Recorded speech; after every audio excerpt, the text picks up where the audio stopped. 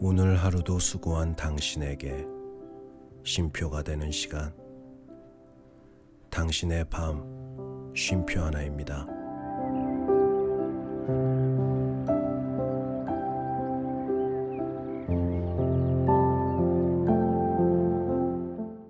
안녕하세요. 남자 사람입니다. 내가 좋아하는 것을 다른 누군가가 알아주지 않을 때, 내가 좋아하는 것을 이해받지 못할 때 참 속상할 때가 있습니다.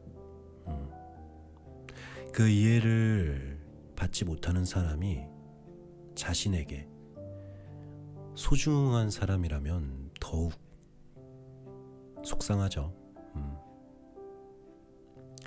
여러분들은 그런 자신이 좋아하는 일을 이해받지 못할 때 어떻게 하시나요?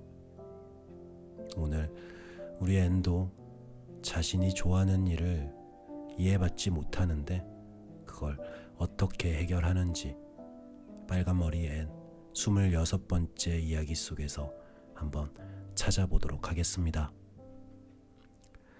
당신의 밤 쉼표가 되는 시간 시작하도록 하겠습니다. 재밌게 들어주세요.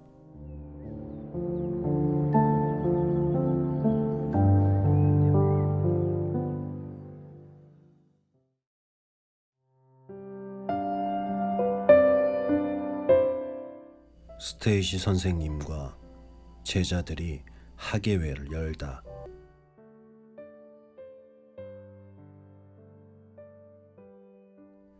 다시 10월이 오자 애는 학교에 갈 수 있게 되었다. 모든 것이 빨갛고 노랗게 물든 화려한 10월.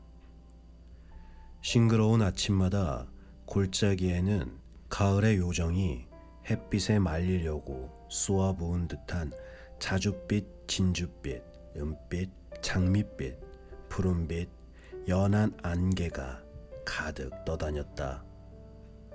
송알송알 맺힌 이슬이 들판을 적셔 은빛 천을 두른 듯 반짝거렸고, 저지대에는 가지 많은 나무에서 떨어진 잎들이 수북히 쌓여 지나갈 때마다 바스락 소리를 냈다. 자작나무 길은 노란 장막을 덮은 듯 했고, 길가에 있는 고사리들은 갈색으로 시들었다. 공기 속에 감도는 알싸한 향기는 여자아이들의 가슴을 뛰게 하여 달팽이처럼 느릿느릿 걷지 않고 견쾌하고 빠른 걸음으로 학교로 향하게 만들었다. 다이나 옆에 작은 갈색 책상에 다시 앉는 일은 참으로 신나는 일이었다. 통로 건너에 앉은 로비 길리스가 고개를 끄덕여 인사했고, 캐리 슬롯은 쪽지를 보내왔으며 줄리아 벨은 뒷자리에서 껌을 건네주었다. 애는 연필을 뾰족하게 깎고 그림 카드를 책상 위에 가지런히 정리했으며 행복한 듯 길게 숨을 들이마셨다. 산다는 건 확실히 즐거운 일이었다. 새 선생님은 앤에게 또 한 명이 진실하고 유익한 친구가 되었다.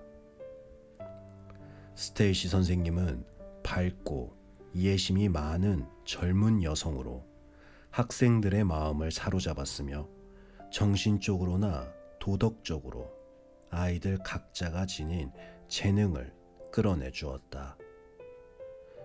얘는 이렇게 유익한 영향 속에서 꽃처럼 피어났고, 집으로 돌아와서는 무엇이든 감탄하며 들어주는 매슈와 비판적인 마릴라에게 학교에서 일어난 일과 계획에 대해 열심히 이야기했다. 전 스테이시 선생님을 진심으로 좋아해요. 아주머니, 정말 품이 있으시고 목소리도 고우세요. 제 이름을 불러주실 때 끝에 이를 붙여 발음하시는 게 그냥 느껴져요. 오늘 오후엔 발표 수업을 했어요. 아저씨 아주머니도 제가 스코틀랜드의 메리 여왕을 낭송하는 걸 들으셨다면 좋았을 텐데 전 온 열정을 쏟아 부었어요. 집에 오는 길에 루비 길리스가 그랬어요. 제가 그녀가 말했네. 이제 아버지의 권력을 찾기 위해 여인의 마음을 버리겠노라. 라는 대목을 읊을 때 소름이 쫙 끼쳤다고요. 매슈가 말했다. 그럴 테지. 언젠가 헛간에서 나한테도 한번 들려주렴. 앤이 생각에 잠겨 말했다. 물론 그러겠어요. 하지만 그렇게 잘 될 것 같진 않아요. 모든 아이들이 숨죽인 채 귀를 기울일 때만큼 흥분되지 않을 테니까요. 아저씨 몸에 소름이 돋게 하지 못할 거예요. 마릴라가 말했다. 린드 부인은 지난 금요일에 남자아이들이 까마귀 둥지를 찾아 벨신의 언덕 위에 있는 큰 나무 꼭대기까지 기어오르는 걸 보고 소름이 쫙 끼쳤다고 하더구나.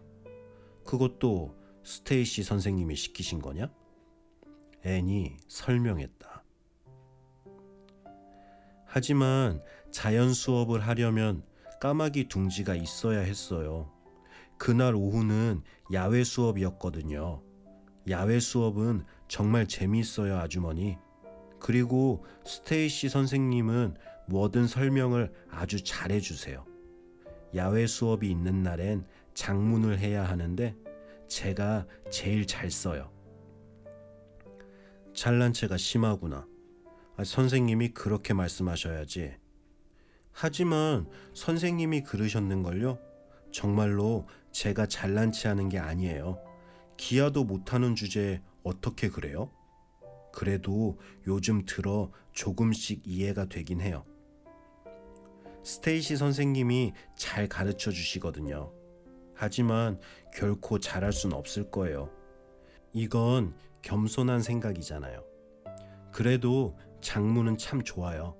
스테이시 선생님은 보통 우리 스스로 주제를 정하라고 하시지만 다음 주에는 위인에 대해 글을 짓기로 했어요. 수많은 위인들 중에서 한 사람을 고르는 게 쉽지가 않아요. 훌륭한 위인으로 살다 죽은 뒤 누군가 자신에 대한 글을 써준다는 건 분명 근사한 일이겠죠? 저도 꼭 훌륭한 사람이 되고 싶어요. 저는 크며 유능한 간호사가 되어 적십자사에 들어간 다음 전쟁터에 나가 사랑을 베풀 거예요. 해외 선교사로 나가지 않는다면 말이죠. 그건 정말 낭만적일 거예요. 하지만 선교사가 되려면 아주 착한 사람이어야 할 테니 그게 걸리긴 해요. 우리는 학교에서 매일 체조도 해요. 체조를 하면 날씬해지고 소화도 잘 되거든요. 소화는 무슨? 마릴라는 솔직히 그게 다 쓸데없는 짓이라고 생각했다. 하지만 금요일마다 하는 야외 수업과 발표 수업과 체조는 스테이시 선생님이 11월에 계획한 일 때문에 흐지부지 되고 말았다. 그 계획이란 에이번리 학생들이 학교에 세울 국기 기금을 마련한다는 훌륭한 목적 아래 크리스마스 저녁에 회관에서 학예회를 연다는 것이었다. 아이들은 만장일치로 찬성했고 즉시 프로그램을 짜기 시작했다. 출연자로 선발된 아이들 중 앤셜리만큼 흥분한 아이는 없었다. 앤은 몸과 마음을 다 바쳐 학예회 준비에 열을 올렸지만 마릴라의 반대에 부딪히고 말았다. 마릴라는 모든 게 어리석은 짓이라고 생각했다. 마릴라가 투덜거렸다. 공부를 해야 할 시간에 공부는 않고 머릿속에 쓸데없는 것들만 채우는 짓이야. 나는 아이들이 학예회를 열고 연습을 한다며 이리저리 몰려다니는 거 반대다. 괜히 잘난 체나 하고 되바라지고 수다니는 것만 좋아하게 된다고. 하지만 훌륭한 목적이 있잖아요. 국기는 애국심을 길러준다고요, 아주머니. 앤이 하소연했다. 허튼 소리. 국기가 없어도 너희들 마음속엔 작으나마 소중한 애국심이 있어. 너희들이 바라는 건 오직 재미뿐이잖아. 그래도 애국심과 재미가 합쳐지면 좋지 않나요? 게다가 하교회 프로그램도 정말 알차요. 합창을 6곡 부르고 다이애나가 독창을 할 거예요. 전 험담을 금지하는 모임과 요정여왕이라는 대화극 2편에 출연해요. 남자아이들도 대화극을 해요. 그리고 제가 시 낭송을 2번 해요, 아주머니. 생각만 해도 가슴이 떨리지만 이건 기분 좋은 떨림이에요. 그리고 마지막에는 믿음, 소망, 사랑이라는 주제로 활인화를 해요. 다이애나와 루비와 제가 출연하는데 모두 주름이 잡힌 하얀 옷을 입고 머리를 늘어뜨리고 나와요. 제가 소망인데요. 2 손을 이렇게 맞잡고 높은 곳을 바라보는 거예요. 전 시 낭송 연습하러 다락방에 가야겠어요. 신음하는 소리가 들려도 놀라지 마세요. 대목 중에 가슴에 찢어질 듯 괴로워해야 하는 부분이 있거든요. 예술적으로 신음소리 내기가 정말 어려워요. 아주머니, 조시파이는 대화극에서 바라던 역을 못 맡았다고 셀쭉해 있어요. 요정여왕을 하고 싶어 했거든요. 하지만 좀 웃기잖아요. 조씨처럼 뚱뚱한 요정여왕이 있다는 소리를 들어본 적이 있으세요? 요정여왕은 날씬해야죠. 제인 앤드루스가 여왕이 되고 저는 시녀 중 하나가 됐어요. 조씨는 빨간머리 요정도 뚱뚱한 요정 못지않게 웃기다고 그랬지만 전 조씨 말에는 신경 쓰지 않기로 했어요. 머리에는 하얀 장미 화관을 쓰고 더씨는 없으니까 루비 길리스에게 빌릴 거예요. 요정들은 더신을 꼭 신어야 하거든요. 부추 신은 요정을 상상할 수 있겠어요? 안 그래요? 게다가 발부리에 구리를 댄 부추라니요. 우린 가문비 나무와 전나무 가지를 엮고 그 중간에 분홍색 종이 장미를 달아서 회관을 장식할 거예요. 에머 화이트가 오르간으로 행진곡을 연주하는 동안 관객들이 모두 자리에 앉으면 우리가 2 줄로 입장을 하는 거죠.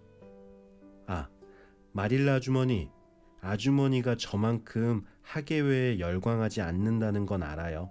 하지만 아주머니의 앤이 돋보이길 바라지 않으세요? 난 네가 얌전하게 굴기만 바랄 뿐이야. 이 야단법석이 끝나고 내가 마음을 잡는다면 정말 기쁘겠구나. 지금 네 머릿속엔 아무짝에도 쓸모없는 대화극이니 신음소리니 활인환이 하는 것들로만 가득 차 있잖니. 내 혀는 절대로 닳지 않는 대리석 같고 말이야. 애는 한숨을 내쉬고 뒤뜰로 나갔다. 입이 떨어진 포플러 나뭇가지 사이로 가녀린 초승달이 녹황색으로 물든 서쪽 하늘에서 빛나고 있었다. 매슈가 장작을 패고 있었다. 애는 나무 둥치에 걸터 앉아 적어도 아저씨만큼은 자신의 말을 귀담아 들어주고 마음을 알아주리라 확신하며 매슈에게 하계회 얘기를 했다. 글쎄다, 아주 훌륭한 하계회가 될 것 같구나. 그리고 네가 맡은 역도 다 잘 해낼 게야. 매슈가 생기와 열기로 넘치는 작은 얼굴을 지그시 바라보고 웃으며 말했다. 앤도 마주보고 웃었다. 2 사람은 가장 좋은 친구였고, 매슈는 자신이 앤의 교육을 받지 않은 것을 몇 번이고 다행으로 여겼다. 그것은 온전히 마릴라의 몫이었다. 매슈가 교육을 담당했다면 자신의 속마음과 의무 사이에서 얼마나 갈등하고 고민했을지 모를 일이었다. 다행히 그러지 않았기에 매슈는 자기 마음대로 마릴라의 말맞다나 앤을 버릇없이 만들 수 있었던 것이다. 하지만 그게 그렇게 나쁜 것만은 아니었다. 가끔씩은 사소한 칭찬이 세상에서 가장 훌륭한 교육 효과를 내기 때문이다.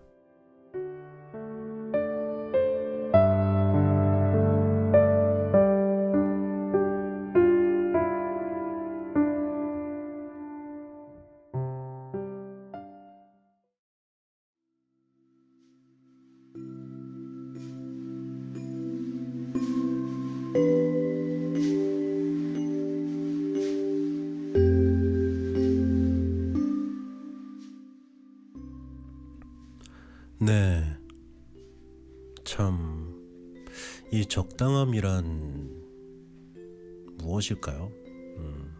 뭐 기준이 있다면 조금은 더 쉬울 수 있겠지만 사실 그 기준 자체를 정하는 게 쉽지가 않은 일이죠.